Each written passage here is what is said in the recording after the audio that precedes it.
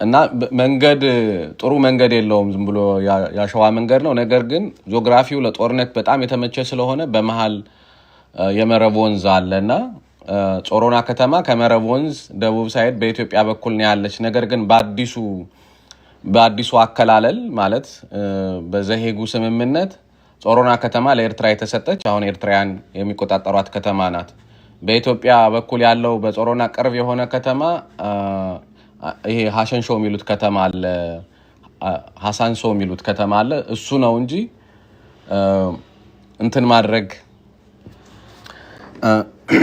በቅርብ ያለ ከተማ የለም እና በዚህ በጾሮና በኩልም ወደ ኢትዮጵያ ድንበር ገብቶ ነው የኤርትራ መንግስት እንትን እያለ ያለው በጣም በሚያስቅ እንትን በጉንደትም ተመሳሳይ የኤርትራ ምሽግ ቁፋሮ አለ በሽራሮ ነባሩ ምሽግ የማደስ ምናምን እንቅስቃሴ ነው ያለው በባድመ በሽራሮ በኩል ያለው በዛ በኩል እንጠቃለን ብለው ያስቡም የሚፈሩት ይመስለኛል ጾሮናና ዛላምበሳ ነው በሁለቱ ላይ ከፍተኛ ኃይል ዲፕሎይመንት አድርገዋል በተመሳሳይ ቲፒኤልኤፍ ደግሞ ወደ ወልቃይት አይ ቲንክ እዛ አካባቢ ያላችሁ ሰዎች ከመሬት ጋር ካለ መረጃ ሚታይ ነው እሱንም ማሳየው ነው የሚሆነው ታውቃላችሁ ከመሬት ጋር ባለው መረጃ በደደቢት በኩል ባለው የተከዜ ድልድይ በኩል እንቅስቃሴ አለ በአዳርቃይ በኩል አዳርቃይ ባይዘው አማራ ክልል ውስጥ ያለ ማይጸብሪ አኔክስ የተደረገ በኤርትራ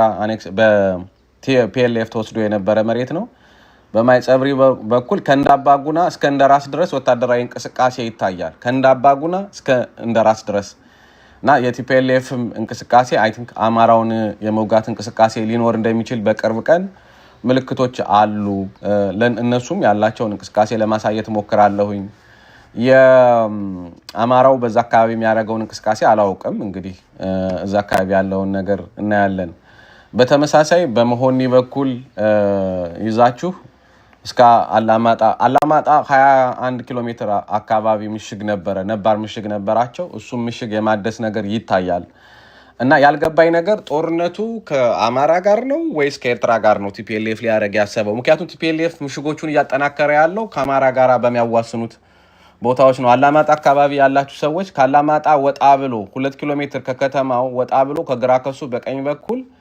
ከግራካሱ እስከ ዞብል ተራራ የተዘረጋ ምሽግ ቆፍረዋል ከግራካሱ እስከ ዞብል ተራራ እንዳለ የራያ እንደለሉን ማለት የሚያሳይና እሱን የምታውቁ ሰዎችም ካላችሁ መረጃውን ብትናገሩ ደስ ይለኛል አልገባኝም ከኢትዮጵያ መንግስት ጋር ነው ከአማራው ጋር ለመግጠም ነው ይሄን ያደረጉ ያሉት የመከላከል ምሽግ የሚመስል ነው ያዙት እሱንም ማየት ነበር የፈለኩኝ አሮ ነው ወይ ወጥቼ መግባት አለብኝ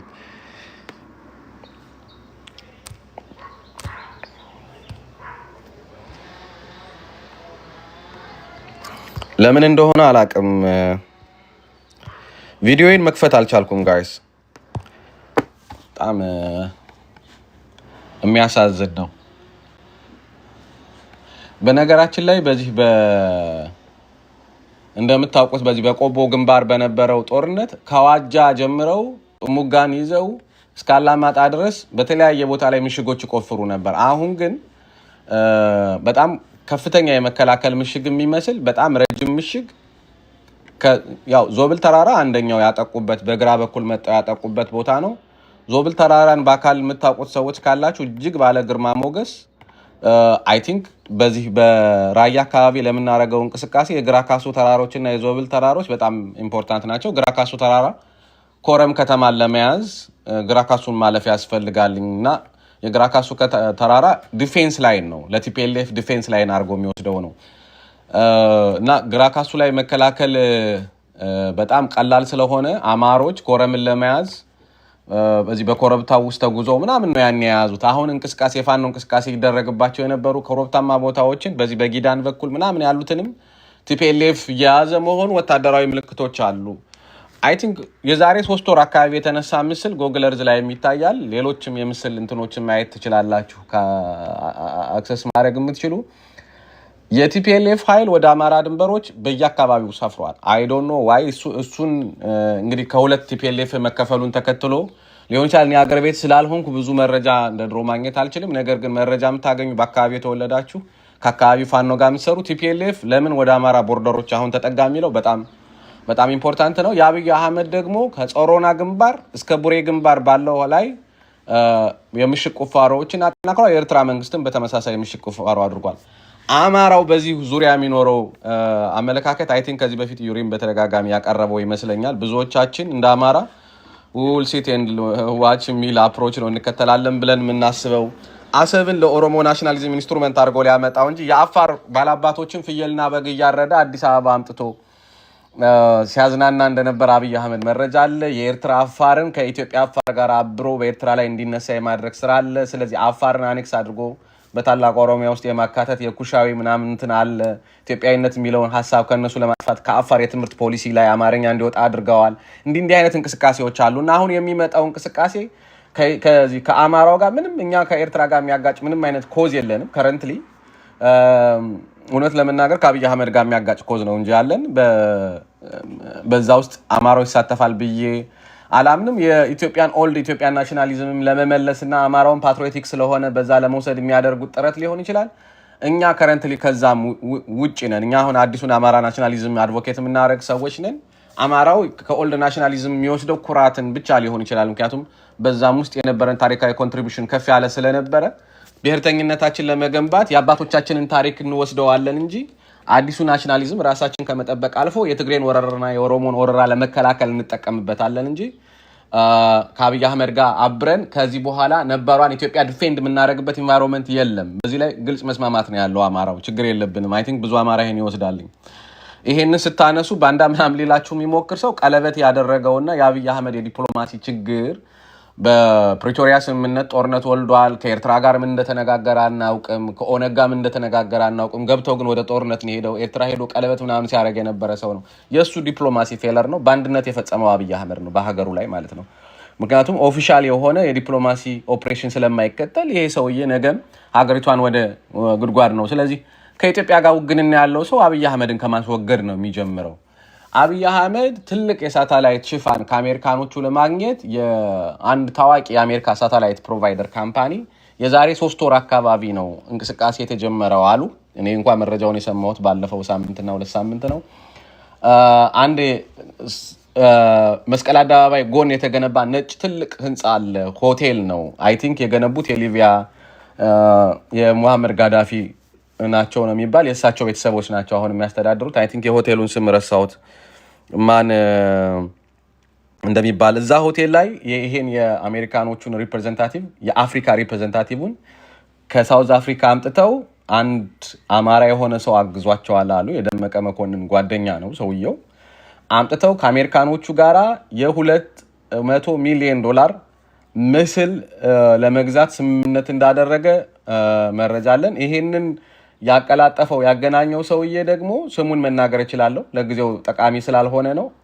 የደመቀ መኮንን ጓደኛ የነበረ ሰው አማራ ሰው ነው ይሄንን ያደረገ ለአብይ አህመድ ኮኔክሽኑን ተጠቅሞ። ስለዚህ አይ ቲንክ የአሜሪካ መንግስት ላይ ዲፕሎማሲ የምትሰሩ ሰዎች ይሄንን ምስል አብይ አህመድ እንዳያገኝ ማድረግ ያስፈልጋል። ፋኖዎቻችን ለመምታት እየተጠቀመበት ስለሆነ ሰፊ ከቨሬጅ ያለው ምስል ነው።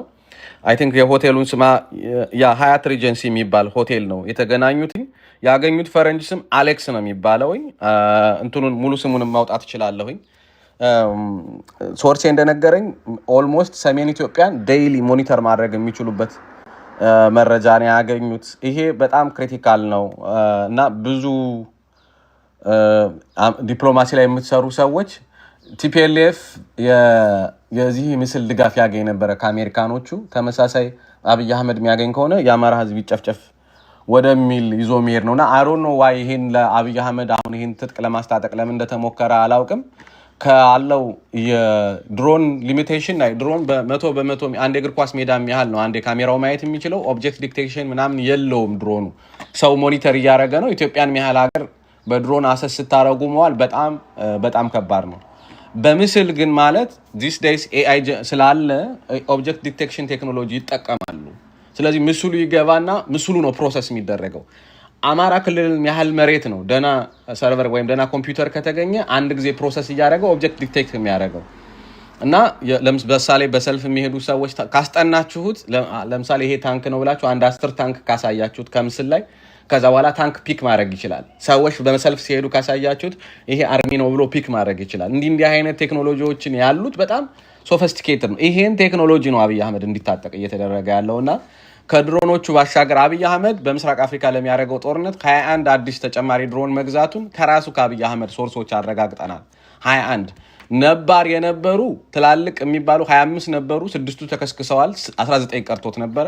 አሁን ተጨማሪ 21 ድሮኖች ገዝቷል። እነዚህ ድሮኖች ከ5 ሚሊዮን እስከ 100 ሚሊዮን ዶላር ያወጣሉ። ግን አንዱን 5 ሚሊዮን ከቱርክ ነው የገዛው ዴይ ኤንድ ናይት ኦፕሬሽን መስራት እንዲችል ነው። እና ናይት ቪዥን ምናምን ያላቸው ትናንሽ ድሮኖች አሉት። 100 ምናምን ድሮን ነው ያለው በነገራችን ላይ ያው ይታወቃል። ግን እንዳለ ዝም ብሎ ቅራቁም በሆኑም እየቆጠሩ ነው። ትናንሾች ዝም ብሎ ማይረቡም አሉ። አሁን ግን ሚሊተሪ ኦፕሬሽን ኮንዳክት የሚያደርጉ አዲስ 25 ድሮኖች ገዝቷል። ስለዚህ ምስራቅ አፍሪካ ላይ ጦርነት አይቀሬ ነው። እኛ ከጦርነቱ እንዴት እናትርፍ፣ በምን መልኩ ብንቀርብ ነው እኛ ጦርነቱን ማሸነፍ የምንችለው ምናምን አሮን ነው። አሁን የትላልቅ ሀገራት የትራምፕን ፖሊሲ አብይ አህመድ ሊጠቀም አያገባኝም አይነት ፖሊሲ እየተከተለ ነውና እና ባይ ዘ ዌይ የማወራችሁ ኢንቴል ኢትስ ናት ጀስት እንትን አይደለም። በቃ ፈርስት ሃንድ ኢንቴል ነው። አንደኛ ከውስጥ የምናገኘዋለሁ፣ ሁለተኛ ከተለያዩ ሀገራት ኢንቴሎች የሚገኝ መረጃ ነው እየነገርኳችሁ ያለሁት። እርግጠኛ የሆነ ነገር ማስረጃ የሚቀርብበት ነው እና ጦርነት አይቀሬ ነው። አብይ አህመድ ከኤርትራ መንግስት ጋር ይዋጋል። እኛ በዛ ውስጥ እንዴት አድርገን እንውጣ፣ እንዴት አድርገን እናትርፍ የሚለው በጣም ኢምፖርታንት ነው። አብይ አህመድ ከኤርትራ መንግስት ጋር ሲዋጋ ቲፒኤልኤፍ እኛን ሊወጋን ይችላል፣ የኢንተርናሽናል ኮሚኒቲ ከማን ጋር አላያንስ ሊይዝ ይችላል የሚለው በጣም በጣም ኢምፖርታንት ነው። የተተኳሽ እጥረት ስለገጠማቸው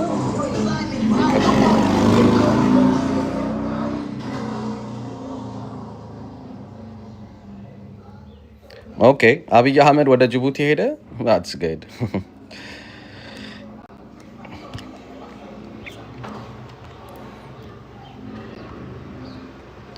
I don't know ካሜራዬን ባበራ በጣም ደስ ይለኝ ነበረ።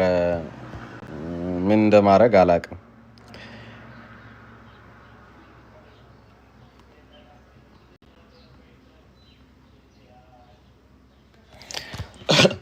anyway I'm so sorry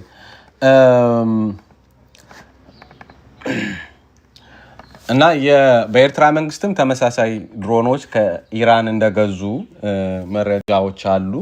እንደዚሁም 2 ጸረ ድሮኖች ጃመር ናቸው። አክቹሊ ሚሳኤል ምናምን አይተኩሱም። ፍሪኩዌንሲ ጃመሮች እንደገዙና ኢንስቶል እንደተደረጉም በኢትዮጵያ ቦርደር አካባቢ ሰምተናልኝና በነገራችን ላይ አብይ አህመድ ይጠቀማቸው የነበሩ ድሮኖች ከዛላምበሳ በላይ ማለፍ አይችሉም ነበር because of the signal problem። ድሮኖችን ሞኒተር ለማድረግ በሀገሪቱ በተለያዩ ቦታዎች የተሰቀሉ አንቴናዎች አሉ። አለበለዚያ ከስቴሽናቸው ይቋረጣሉና በጣም ርቀት መሄድ የሚችሉት የነበሩ ዛላምበሳ ተራራዎች አካባቢ ብቻ ነበር። እዛ ድረስ ነበር መሄድ የሚችሉት። አሁን እሱን እንትን ለማድረግ ወደ ኤርትራ ድንበር የተጠጋ አንቴናዎች መትከል ይጠበቅበታል።